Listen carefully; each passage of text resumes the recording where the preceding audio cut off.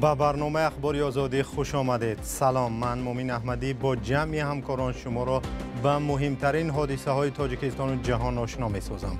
امروز 3 آگوست است. در برنامه این گزارش ها را داریم. دو شهروند تاجیکستان که در قرقیزستان با عیب جاسوسی حکم طولانی زندان گرفته بودند، پس از 1 سال استرداد عفو و آزاد شدند. همین اگر گناهکار نبودم که همون سبب دستگیری کرده، انشاءالله من گیر آمدم. رحمت. دادگاه ختلان 3 افسر میلیسه را برای شکنجه و مرگ یک ساکن کولاب به 14 سالی زندان محکوم کرد. با محروم کردن از حقوق اشغال منصب‌ها در مقامات کارهای داخلی به مدت 12 سال و با دادن آن جزا در کلان اصلاحی نظامشون سخت تعیین کرده شد. پس از زمین لرزه مرگبار در ترکیه و سوریه، مقامات تاجیک تاب‌آوری بناهای نوساخت به زلزله را در شهرهای تاجیکستان سنجیدند. دو شهروند تاجیکستان که پس از یک مناقشه مرزی در قرقیزستان با گمان جاسوسی بازداشت و به سالهای طولانی زندان محکوم شده بودند، پس از 1 سال استرداد به وطن عفو و آزاد شدند. قرار عفو آنها آخر ماه ایول صادر شده است و آنها که در زندان یاوان نگهداری می شدند به نزد پیوندانشان به ناحیه باباجان غفوراوی ولایت سوخت برگشتند. همکارم فرزان محمدی به خانه یکی از آنها رفت و این گزارش را آماده کرد. حوله خانواده عبدالقهاروف در دهه خستیورز هممرز با قرقیزستان بیش از 2 سال مثل یک ماتم سرا بود. همکنون بعد از زندان رها شدن فرزند این خانواده عبدالرازق عبدالقهاروف، خویش و پیوندان شاد و مسرور هستند. همین اگر گناهکار نبودم که همون سبب دستگیری کرده، انشاءالله من گیر آمدم. رحمت. عبدالرازق عبدالقهاروف در آخر ماه اپریل سال 2021 اول از جانب ماموران قرقیز بازداشت و بعد چند ماه به حبس عمرباد محکوم شد. سپس به تاجیکستان استرداد گردید و تا سفید شدن حکمش در زندان شهرکی یاوان بود. رحمت.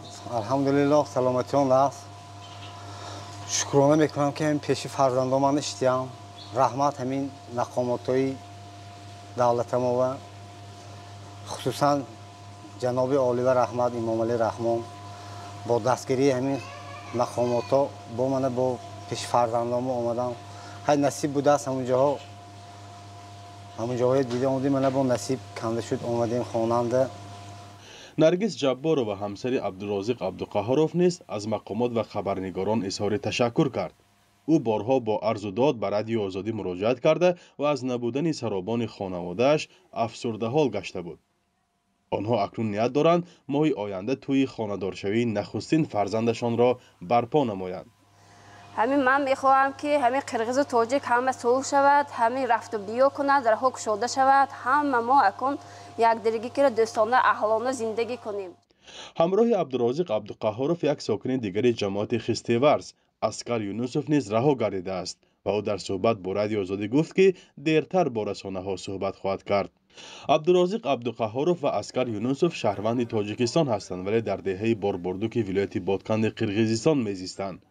آنها را پس از مناقشه مسلحانه ماه اپریل سال 2021 در سرحد تاجیکستان و قرقیزستان که از دو طرف چندین کشته و زخمی بر جای گذاشت دستگیر کردند. مفتشان قرقیزستان گفتند در تلفن یکی از آنها عکس او را با سربازان تاجیک یافتند. دیگری را به غارتگری هنگام درگیری گناهکار دانستند. نزدیکانشان میگفتند اتهامات اساس ندارد و از این رو آزادی آنها را میخواهند. تاجیکستان و قرقیزستان در پی جنجال‌های مرزی ده‌ها شهروند یکدیگر را به گمان غیرقانونی گذشتن از سرحد و یا اتهام‌های دیگر بازداشت کرده دیرتر قسمی را تبادل نمودند. فرزان محمدی، رادیو آزادی، ناحیه باباجان غفوروف. دادگاه ولایت ختلان به یک پرونده پرسر و صدا نقطه گذاشت و 3 میلیسه متهم در شکنجه را در شهر کولاب به سالهای طولانی روانه زندان کرد. 3 افسر میلیسه با آن متهم شدند که عبدالقهار رازقف یک ساکن کولاب را با گمان دست داشتن در فروش مواد مخدر بازداشت کرده شکنجه کردند و این جوان زیر شکنجه جان باخته است. مرگ این ساکن کلاب در ماه ینور امسال در اداره پلیس اعتراض گروهی از ساکنان کلاب را به بار آورده بود. همکارم محمود جان رحمتزاده در این باره گزارش می‌دهد. دادگاه ولایت ختلان حکم 3 میلیسای گمانبر در مرگ عبدالقهار روزیقوف ساکن شهر کلاب را اعلام کرد. هر کارمند آنها به 14 سال زندان محکوم شدند. شمشاد شریفزاده، ظفر خولوف و جمشید کرامتوف کارمندان ریاست وزارت کارهای داخلی در منطقه کلاب به بازداشت خودسرانه و شکنجه عبدالقهار روزیقوف عیبدار شدند. حکم دادگاه علیه این میلیسه ها روز 25 ایول صادر شده است. مرگ این ساکن کلاب در ماه ینور امسال اعتراض گروه از ساکنان را به بار آورده بود. حسین آدینه‌زاده دادرس دادگاه ولایت ختلان در منطقه کلاب روز 2 اوگوست ضمن نشست خبری گفت که 3 کارمند میلیسا مهلت حبس را در زندان نظامش سخت پشتی سر خواهند کرد.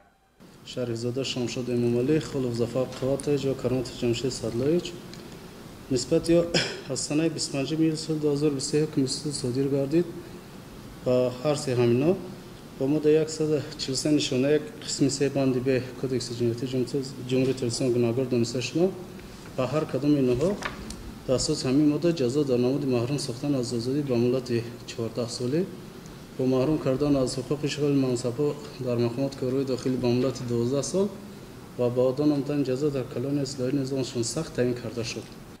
معلوم نیست خود محکوم شده ها و نزدیکان آنها به این حکم چی نظر دارند. حسین آدینه‌زاده گفت یکی از عیبدار شونده ها از بالای حکم دادگاه منطقه کلاب به زینه بالای دادگاه شکایت برده است. عبدالقهار روزیقوف شب 2 ینور امسال از طرف ماموران میلیسا دستگیر شد و در شرایط مرموز جان داد. وزارت کارهای داخلی تاجیکستان قبلا در یک اعلامیه گفته بود در راه و بر اثر استعمال زیاد امفتامین درگذشت. نزدیکانش آن زمان گفته بودند که روزیقوف زیر شکنجه جان داده است. گروه از ساکنان کلاب یک روز جسد را از سردخانه نگرفتند و گفتند تا مقامات وعده جزای شکنجهگران را ندهند بینای سردخانه را ترک نخواهند کرد. اعتراضگران تنها پس از وعده مقامات برای تحقیق عادلانه پرونده جسد را برای خاکسپاری از سردخانه گرفتند و آن مکان را ترک کردند. سالانه 10 ها بازداشت شده یا نزدیکان آنها از شکنجه در بازداشتگاه ها شکایت میکنند. مقامات در بیشتری مورد وجود شکنجه را رد میکنند و تنها در حالتهای استثنایی نسبت به کارمندان میلیسا پرونده باز میکنند. محمود جان رحمتزاده، آزادی، کلاب.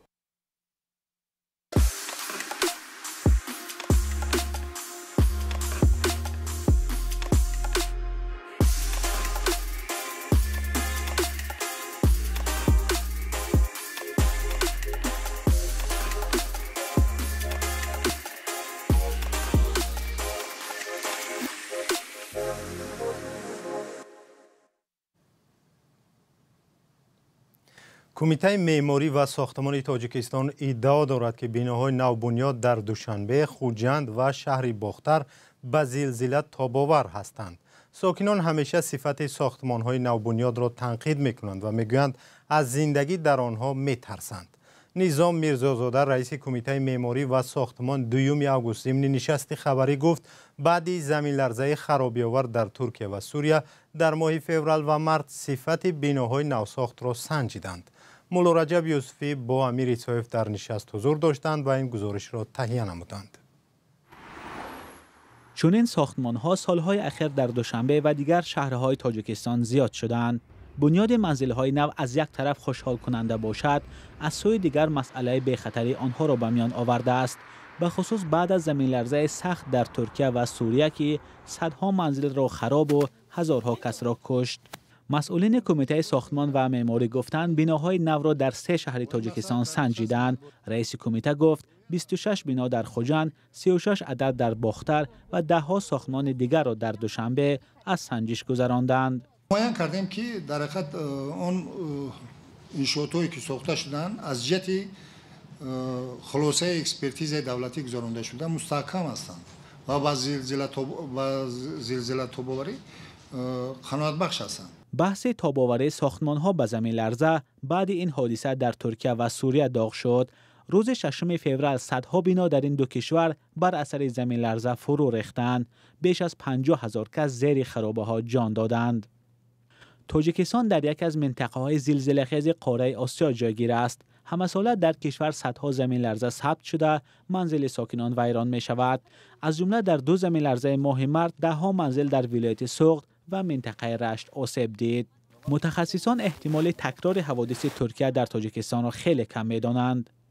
معلوماتی که زمینی در حدود تاجیکستان رو داده بودند، معلومات در برای دوره 2000 سال زیاد داریم معلومات.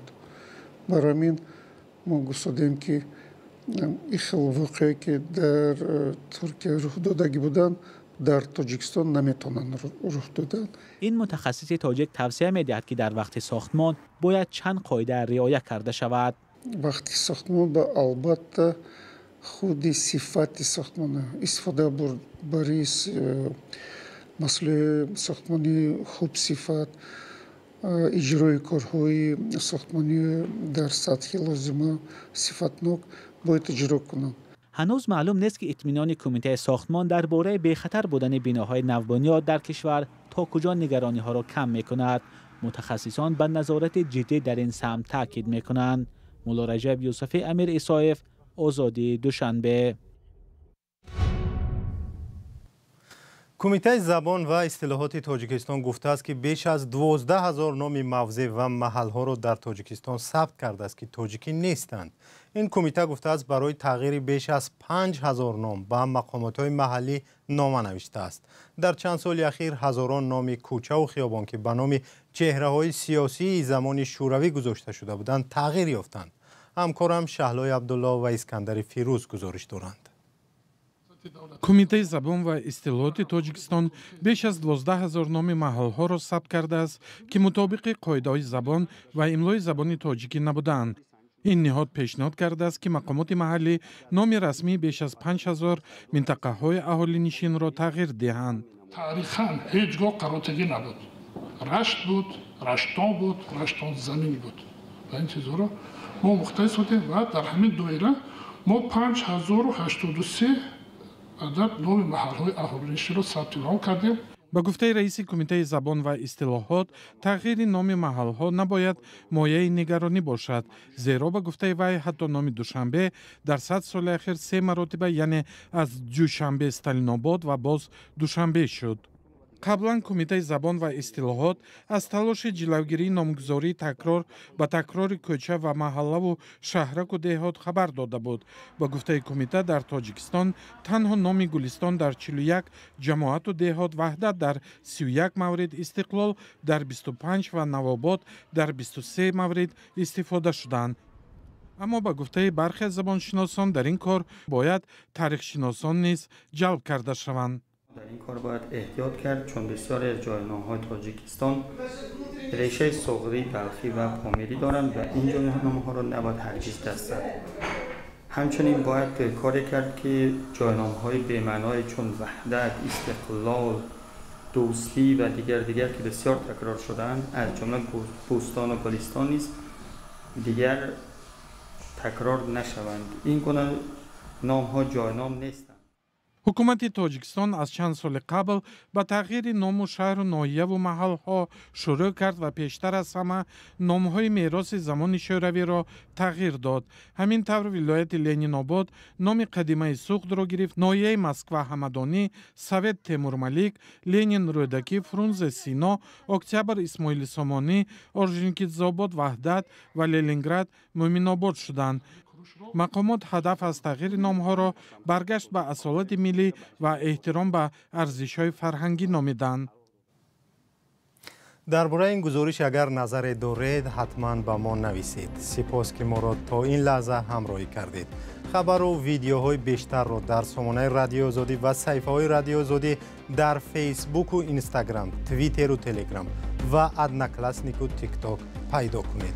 خوب و خوش و کامگار. خدا نگهدار.